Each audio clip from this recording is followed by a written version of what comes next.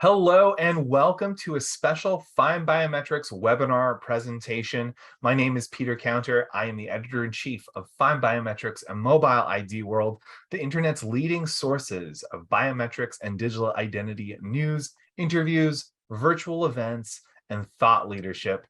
At Fine Biometrics, it's our mission to tackle the most pressing and controversial topics in the identity industry through our reporting, through our research, and through educational initiatives like this one. Right now, I am joined by Jay Meier, Senior Vice President of North American Operations for FinCEN. Fine Biometrics audience members, you will recognize Jay from his previous presentations with us and webinars and virtual events dealing with biometrics, liveness, and binding identity to the system of record. Today, Jay is going to be continuing on those themes. Those presentations, by the way, you can check them out by following the links in the video description below this video. But we're going to be taking those themes and applying them to the financial services sector. Here he is with lessons learned from the FinCEN Tech Sprint. It's FinCEN's Jay Meier. Jay, welcome. Thank you so much, Peter, and everybody at Fine Biometrics. I do look forward to these opportunities to talk with you about these things. There's a lot going on in the industry, and so there's a lot of opportunity to discuss things. You know, the industry is getting some things right, and the industry is getting some things wrong, and hopefully we can steer the crowd in a direction that actually solves some problems. And you know, biometrics and identity management in general are front and center, and we're starting to see interest specifically from other industries like the financial industries, like, you know, highly regulated industries, I like to say, where we really need to know who is accessing privileges, right? And sometimes it's a matter of national security importance. Other times it's just a matter of trying to stop fraud and not get ripped off, right? So recently, FinCEN, which is the Financial Crimes Enforcement Network, it's a division of the U.S. Department of Treasury. They hosted a thing called the Tech Sprint 2022. And they asked a number of people to participate. They asked me to participate, and they split these people into groups. And they gave us a subject to dwell on, and in a matter of 2 weeks, come up with a solution to this challenge that they gave us. And so I'd like to reflect on that a little bit and hopefully point to some things where it's relevant out in the real world. So what are we going to learn today? We're going to learn why the Financial Crimes Enforcement Network focused on remote identity proofing for its recent tech sprint. We're going to talk about what's missing from mobile driver's licenses, verified credentials, self-sovereign ID, and other cryptography-centric mobile identity schemes. We're going to talk about why remote unsupervised identity proofing really must be included in any identity management scheme on the internet. And we're going to talk about why strong liveness proven biometrics really must be included in any remote unsupervised identity proofing system. So with that, we'll move on. Well, I mentioned a little bit about FinCEN. It is part of the U.S. Department of Treasury. A month or two ago, we had the Tech Sprint. They invited 80 or so people to participate from industry, government, and academia. They invited me to participate, and they split us into groups. And each team, they sort of randomly selected members of each team, and the teams were given a challenge to focus on, and each team was given the same challenge. And the idea was to spur some competitive juices, and there was a 2-week timeline for this, for each team to come up with their own ideas about how to solve for this problem. So the Tech Sprint challenge was, you know, what is a scalable, cost-efficient, risk-based solution to measure the effectiveness of digital identity proofing to ensure that individuals who remotely, i.e. not in person, present themselves for financial activities, are they who they claim to be? And I think it's important to sort of rhetorically ask why it is that FinCEN is so focused on remote identity proofing. FinCEN is the organization inside of Treasury that regulates US banks regarding their identity and customer relationships. Okay, they specifically focus on countering fraud in the US banking system. So if you've ever heard of KYC, know your customer, or some of these other acronyms that are out there, that is FinCEN imposing regulations on banks and other financial institutions, FIs, in an attempt to try and understand who is using the banking system, who is accessing privileges in the banking system, and in an attempt to prevent fraud. Unfortunately, it doesn't work. Okay, one thing we've learned painfully over and over again is that know your customer doesn't work as it's currently designed. It's too vague, it's too shallow, and banks have traditionally fought it because it's considered invasive and it's friction and it might impact their revenue. Well, the reality is that money laundering and other types of fraud are rampant in the banking industry today. Banks will deny it. Of course, they're going to deny it because if they admit it, it basically means that their systems are not secure and safe. And who wants to do business with a bank that isn't secure and safe? The reality is that the US banking system is the epicenter of money laundering globally. It's estimated, and this comes from the United Nations, it's estimated that roughly $1.5 trillion of ill-gotten gains are laundered through the US banking system every single year. Okay, so why is it that they're interested in remote identity proofing systems? Well, we're talking about the internet and identity theft and fraud, and you can look at the headlines for any amount of time you want, and you're going to find article after article, news release after news release of hack attempts, identity theft, fraud statistics. The pandemic was littered with fraud. All of the pandemic support payments that were distributed, I think they recently announced that the US government was built to the tune of $55 billion in 2021 because of the pandemic relief funds that were distributed. That doesn't include anything about what the states lost or any other related stakeholders. The numbers are just huge. They're truly economic events. And so the problem is that we have no idea who's actually doing business on the internet. A lot of companies like to say they do, and the truth is they don't, because the fraud statistics say otherwise, right? And the main vector for this is to misrepresent who we are when we apply for a privilege like a bank account. And I've used this slide before. This slide describes a service that's available on the dark web where you could go and buy identity-related data that's been stolen or hacked from other companies or organizations, and then order effectively a customized fake driver's licenses using that information and potentially your picture. For $150, you literally could go on the dark web and buy Peter's identity data, okay, and put it on a driver's license that looks, smells, feels, behaves, tastes just like an actual state driver's license. They have the same security features, they have the same barcodes, they provide the same information. If they have a chip in them, frequently the chips are fraudulent too. And we're talking about passports also.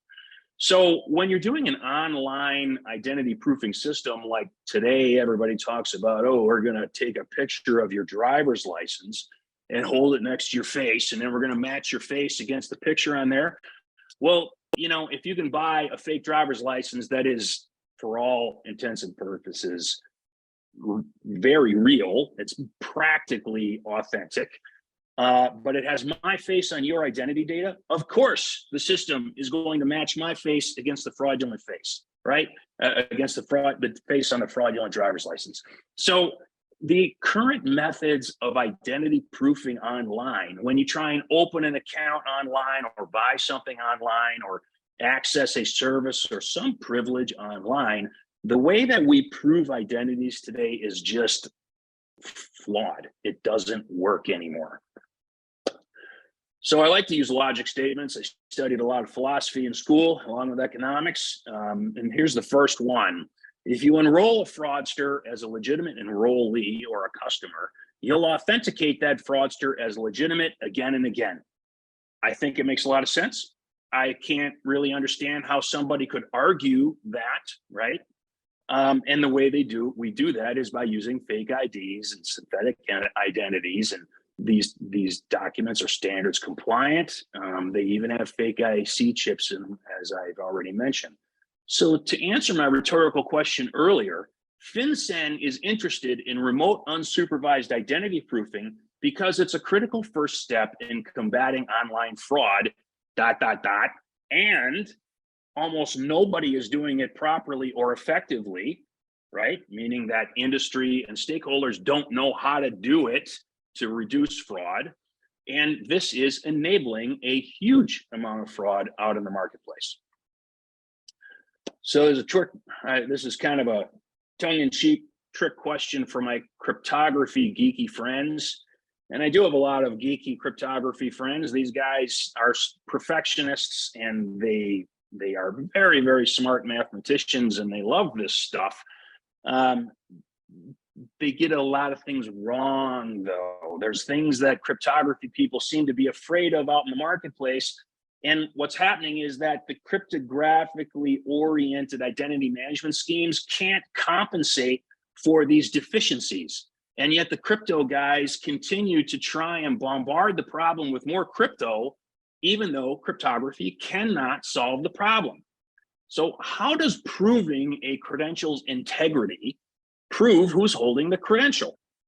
How, if I'm holding this credential and I can prove that this is correct, well, let me back up just a second.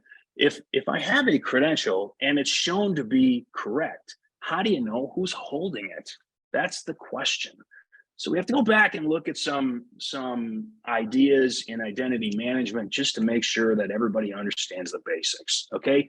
A privilege is something that people they earn. They become entitled to a privilege of accessing a bank account, a privilege of driving on a public road, a privilege of using a credit card, a privilege of accessing a service online. Those are things that we qualify for or otherwise pay for to gain.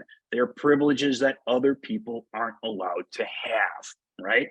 A credential is something that we use to represent that privilege. The credential is the thing that presumes to connect the person to the privilege, right? So I have an economics degree and a philosophy minor from the University of Wisconsin, and I have a diploma that says I have this this degree. The diploma serves as a credential that says that I can tell people that I have an economics degree, right?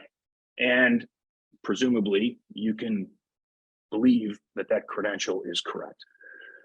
In the mobile ecosystem, these things don't work. These physical credentials don't really work. They're either fake or they just simply can't be trusted one way or another. And so we're using another form of credential. It's a cryptographically secure data object, a certificate, a token. There's a lot of different names for these things. If they say digital signature, for example, they're talking about a cryptographically secured piece of data. And that piece of data is now called a credential, okay? And they're used in what's called a public key infrastructure. A PKI is a system that's designed, according to Wikipedia, it's designed to ensure the integrity of the data that's at rest or in transit between different devices inside of a network. The internet's a network, right? So the problem is that a PKI has almost nothing to do with the person who's actually in control of the credential. So proving the integrity of the credential has nothing to do with proving the identity of the person who is in control of it. We have different systems that are designed to verify people's identities and then authenticate that person when they try to access the privilege, when they try and use the credential. So I like to say that a credential or an authenticator that's at least 1 degree separate from an actual human being can be transferred to another human being, right? That's the whole point of a fake driver's license. If you look something like me, you could take my driver's license and go buy beer with it, right? If I have a computer that is your computer and I have access to it, and that computer has a bunch of cryptographic credentials associated with it, the service provider that uses those cryptographic credentials as proving that that the owner has access to the privilege, they can't know necessarily that I'm not you, right? So cryptography cannot verify nor authenticate people. And that is why FinCEN is interested in remote identity proofing. We have a lot of cryptographically hardened identity management systems out in the marketplace. This is a screenshot that I took, that I scraped from AMVA. It's a image of the new ISO standard. Well, it's not that new. It came out a little over a year ago, ISO 18013-5 for mobile driver's licenses. These are cryptographically secure systems and data objects that can be stored or moved between devices, okay? The problem is that the -5, iteration 5, has nothing to do with identity verification nor authentication. It relies on the picture for authentication. And so it basically means that this system requires that you go into a Department of Motor Vehicles and have them provision the mobile driver's license to your phone while they're standing there watching you. And it also requires that a physical human being examine the credential when you try and use it to access a privilege online. In other words, they are not remote unsupervised, they are supervised on location, which kind of defeats the purpose of the whole online thing, right? Well, there's a number of other schemes that are out there that basically do the same thing. There's this new concept out there, and there's a lot of standards emerging around it called verified credentials, or verifiable credentials, excuse me. You know, on this FinCEN team, this clown from Microsoft was on my team, and all he wanted to talk about was verifiable credentials. And oh my God, these things are going to save the world, right? They are the thing that we're going to use to prove that you are who you say you are, apparently. Well, the problem is that that's not really how they work, okay? The issuer could be the University of Wisconsin, the holder could be me, and the credential could be my diploma, right? That's registered at the verifier. So when the holder of the credential presents it somewhere, the relying party, the entity that needs to know if I am the right person and that credential is valid, they can ping the verifier or potentially the issuer and find out if that credential is valid. The problem is it has nothing to do with proving who the holder is. It's just like a fake driver's license, right?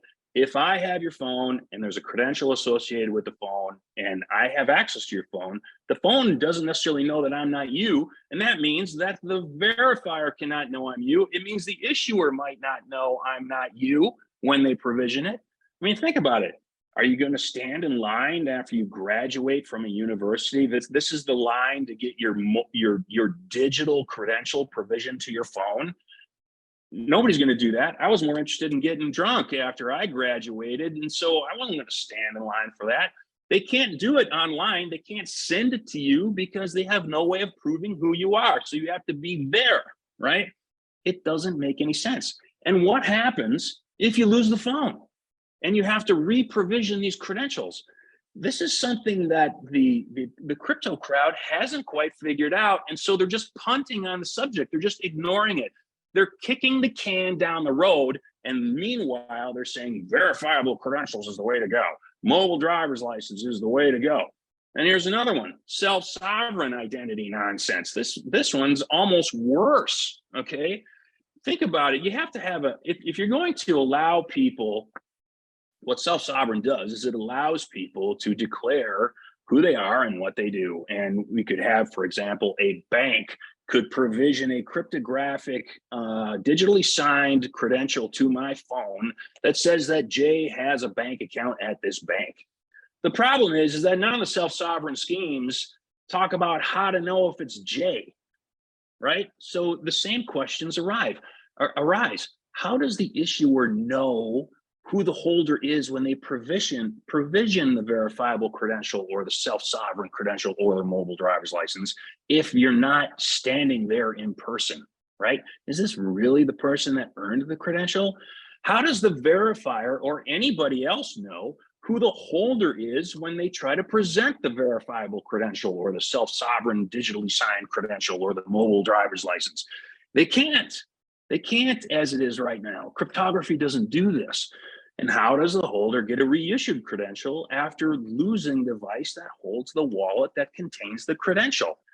If we have to go in person every time, it's a dead issue. It's not going to happen. Who wants to go stand at the DMV any longer than they have to, right?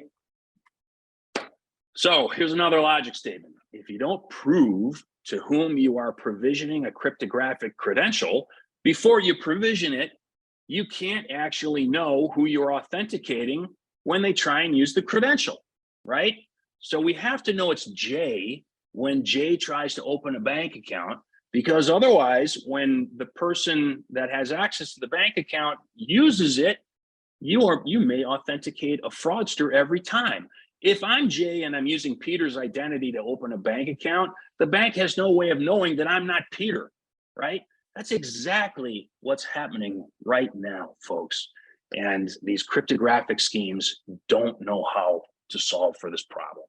There's a thing that I talk about quite a bit called the PKI fallacy. It's a false logic progression that says that when a public key infrastructure certificate or a cryptographic token or device is authenticated, that somehow we know who's using the device. This is what the cryptography guys like FIDO and many of the ISO organizations, the verifiable credential people, this is what they want you to believe, that if you're in control of the credential, it somehow means that we know who you are. Well, it's a bunch of nonsense. And there's this other, they talk about biometrics on the phone. Well, we have to talk about anonymous biometrics, okay? The biometrics that are on a device are anonymous. They are not bound to an identity profile anywhere. They are bound anonymously to the device.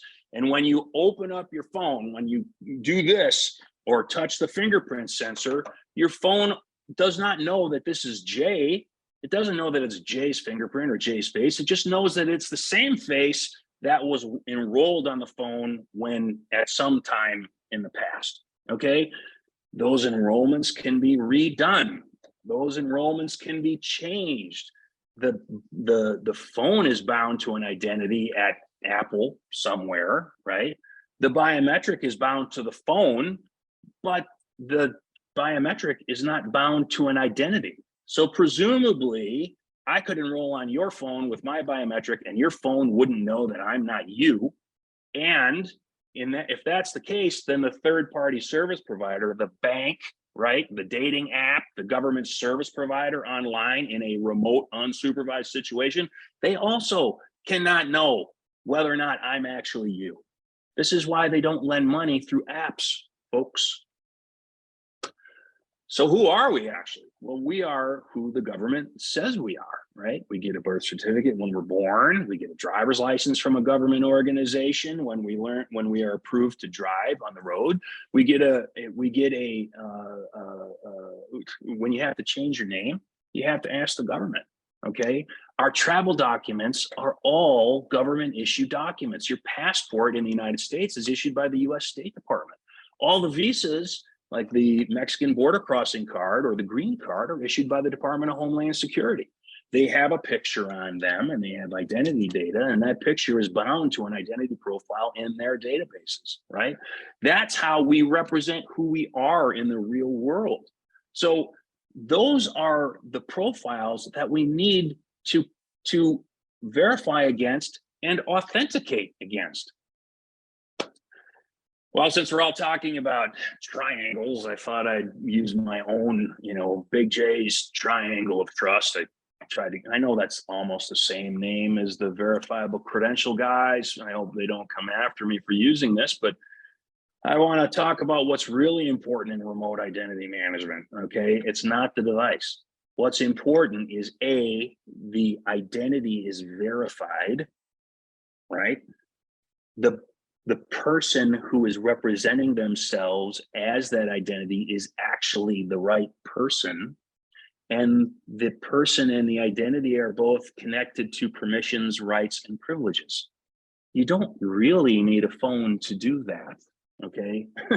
So the key here is to bind a biometric, a liveness proven biometric, to the identity profile in the government database, right? We're already doing it. The picture on my driver's license is used to bind me, the human being, to the identity data on the driver's license, right? The picture is stored at the DMV. That's how we bind the human being to the identity profile. Same thing at the State Department, right? And somewhere there's a user profile. It could be separate from the identity profile, but there's a user profile that lists all the permissions, rights, and privileges that Jay has. Well, if we bind a biometric to that identity profile that's been proven to be Jay, and we know that the actual legal identity is valid, then we can authenticate Jay against that known and bound biometric and know it's Jay when he tries to access permissions, rights, and privileges. Okay, think about an employment situation, or let's use a bank account since we're talking about banks, right? If banks used a face biometric, they captured a face biometric and bound it to the account in their database. They have all your information anyway. They might as well have your face too, right? Then they can bind the permissions, rights, and privileges, the right to use that account, the right to write a check off that account or use a debit card or wire money out of that account. Those are privileges that we gain, right? If the biometric is bound to the identity profile, then we can authenticate Jay against that bound biometric every single time Jay tries to use a permission, right, or privilege. It's that simple. And it doesn't matter what device you use. It doesn't have to be device-centric, folks. So what makes a biometric verification truly strong? Well, first of all, again, you have to verify the integrity of the biometric sensor on the device, right? The camera on the device and the data flow from the device, that all has to be ensured. The integrity of that has to be ensured. And we use cryptography to do that. That's a real cybersecurity issue, right? Then we have to verify the user's identity, right? Is the legal identity. Is there actually a legal identity I'm in Minnesota, at the Minnesota DMV for this guy named Jay Meier, right? Yes or no? And then we bind, if it is, we bind a biometric to that identity profile, right? You have to capture more data when you collect biometric information. The more data that you collect, it's a probabilistic calculation, right? It's not yes or no. This is why the crypto guys don't like biometrics, because crypto is yes or no. The certificate is there or it's not. The token is there or it's not. The token is valid or it's not. It's 100% binary. Not so with authentication, including biometrics. Not so with any authentication, folks, including biometrics. It's a probabilistic calculation. Well, in a biometric match, the more data you measure, the higher potential confidence you can have in the outcome. So if you capture more data, you can have a much higher confidence that that match is correct. Okay, that's why at FaceTech we like three-dimensionality, because 3D not only collects length and width coordinate data, it collects length, width, and depth coordinate data. It's orders of magnitude more data, which is why our technology is order of magnitudes more accurate than other face biometrics out there, right?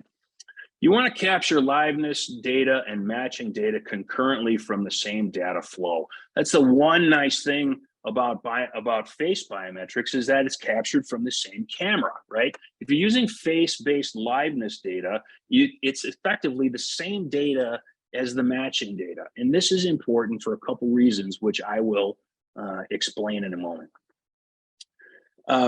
If you can separate the data flow, if you can identify that the liveness data came from a different source from the matching data in a face scan, then you know that there's been an injection attack. You can eliminate the transaction immediately, right? Because it has to be the same data.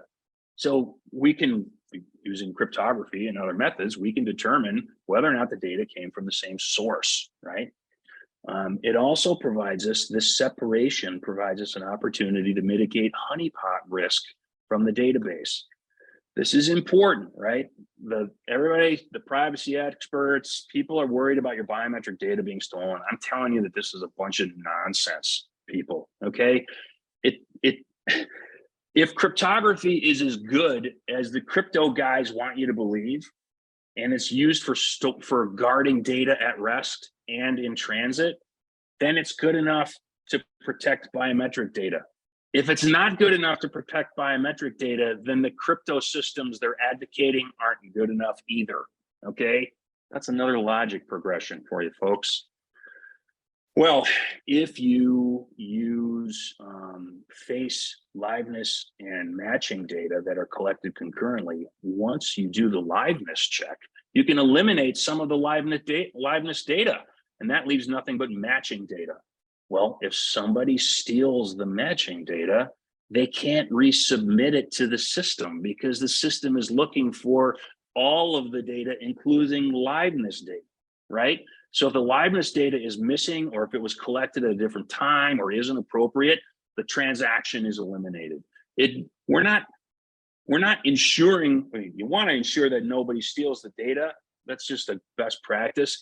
But if they can't use the data after they steal it, it sort of disincentivizes anybody from trying to steal the biometric data. It reduces the risk. I would say mitigates it almost completely of a honeypot, right? You want to use liveness proven biometric data to re-verify the device user, right? So every time you can use, you verify the identity at the DMV that it is valid and exists. You verify that the person representing themselves at that identity is in fact that person, and you bind the biometric to it, and then you bind the biometric to the privileges. And then you can re-verify later on. You can say, hey, we need to check your face. Some would call that an authentication, but if you matched it against the verified identity, you would actually do more than just authenticate, right? It is not just simply saying this is the same face as the one that's associated with a privilege. You can re-verify that this is actually Jay, the guy that has a driver's license in Minnesota, right? That is huge, actually. Now, this might require more computational horsepower, which is we advocate doing this at the server. We move biometric data to the server behind the firewall, but that means that we can do bigger calculations in less time, which increases accuracy, right? And by the way, you can't bind biometric data to a verified identity unless you move the biometric data to that identity. That's why this is a flawed system, right? Again, once you delete the liveness data, you can mitigate honeypot risk because you are effectively making the remaining data useless, right? So how does this work in the real world? You verify the claimant is the same person that's been issued the verified legal identity. You can do this by taking their face map and matching it against the image that's stored at the DMV, right? Presumably, what's in the driver's license database is legitimate and valid and has not been adulterated. I mean, if that's the anchor data for all of our privileges out in the marketplace. If that's bad, nothing matters, right? That is the one place that we can presume is correct, or at the State Department for a passport where they do actual real background checks on you, right? So you take the liveness proven biometric at enrollment and you compare it against the stored value at the government resource. You know that that is the right person. You match the liveness proven face biometric to the identity photo at the DMV. And you could do it to the validated credential of this thing, but we all know that they're fake, right? And we all know that, I mean, a lot of the face recognition systems out there are not very good because they're two-dimensional, right? That's the problem. You bind the liveness proven biometric to the new identity profile at the bank or at the in the human resources department, right? You verified it, you know it's Jay, you know it's Jay's face, you bind it to the identity profile wherever that is, and then you authenticate to that profile if you aren't re-verifying to the profile that's at the DMV. Every time Jay tries to access some type of privilege online in a remote unsupervised situation, you can match Jay's face against the stored value that's bound to the identity profile, and it takes all of the guesswork out. There's no anonymous biometrics anymore, right? That lowers the risk of the transaction and increases the potential opportunity to use that technology. In other words, the value of the things you're trying to protect with it can increase, right? That's what doing this helps with. And that is all that I have. My contact information is on this slide. You can go to FaceTech and learn all about what we do, or contact me directly and I'd be happy to answer any of your questions. Peter? Thanks so much, Jay. It's always a pleasure to have you on the stage. And I encourage everybody watching to make sure that they check out your other presentations. Again, they're in the video description below. Thanks again. Thank you, audience, for watching. This brings our webinar to its conclusion. Until next time, stay secure and stay safe. Thank you so much. Have a great day.